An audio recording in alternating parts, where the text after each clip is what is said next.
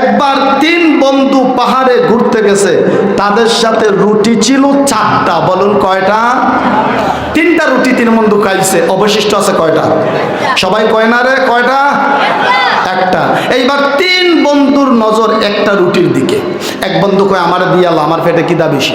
2 নাম্বারটা কয় না, তোরে একা দিলে তো আমাদের পেটের খিদা যাইব না, আমরা রুটিটা ভাগ করে খাইলে কেমন হয়, আর সমান সমান করে ভাগ করে খাই।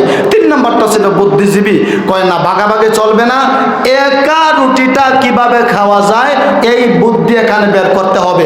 বলুন আমাদের সমাজে এইরকম একা খাওয়াই না বুদ্ধিজীবী নাই? আরো যখন আছে না নাই?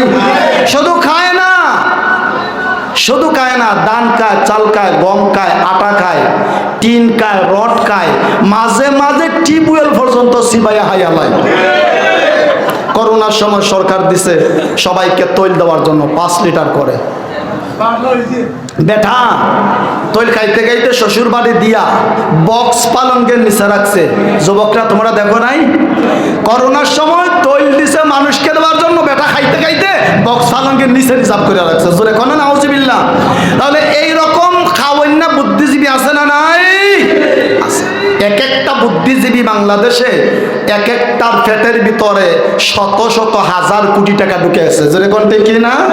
3 নাম্বারটা বলে একা রুটিটা খাওয়ার বুদ্ধি বের করতে হবে। এইবার এই 3 নাম্বার বন্ধু কয় এই মুহূর্তে আমরা 3 বন্ধু একসাথে ঘুমিয়ে পড়ব, আমাদের মধ্যে সব থেকে দারুণ স্বপ্ন যে দেখবে সেই লোকটা একা রুটিটা খাবে। আপনারা বলুন তো দেখি, টানাগাঁও এলাকার মানুষ, প্রতিষ্ঠানের মানুষ, এই যে 3 বন্ধু ঘুমাইছে, ওরা সত্যিকারের ঘুমে আছে না রুটি খাওয়ার ধান্দায় আছে?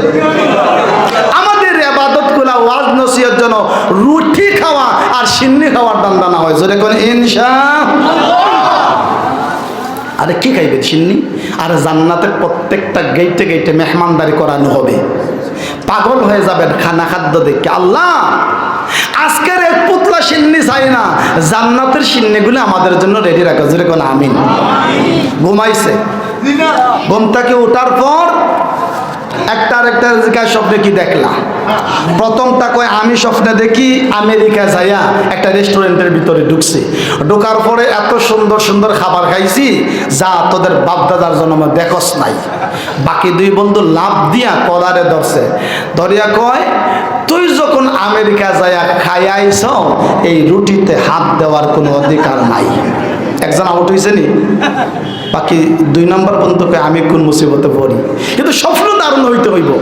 2 নম্বর বন্ধু কয় আমি একটা স্বপ্ন কই ফেললে তোর বাপ দাদা সব খুঁজে নিয়ে আমার স্বপ্নটা ভাঙ্গাইছ। কই তুই স্বপ্নে কি দেখছ?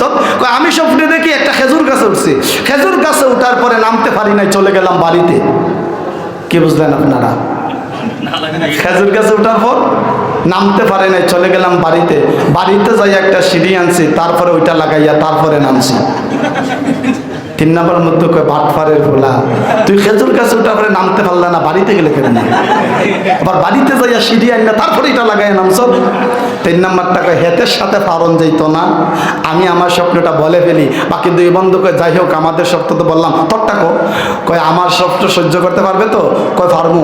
কয় আমি স্বপ্নে দেখি একটা লোক লাঠি নিয়ে আইসা কয় এই ফুলা এখানে ঘুমাইয়া কিসের জন্য সময় নষ্ট করতেছ?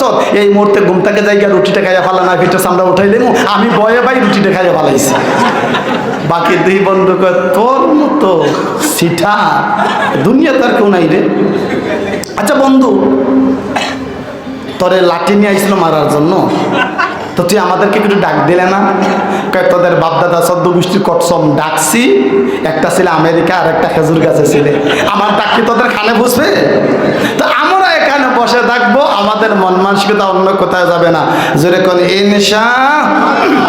মহব্বতে একটু দুরূদ শরীফ পড়েন, আল্লাহুম্মা সাল্লি আলা সাইয়্যিদিনা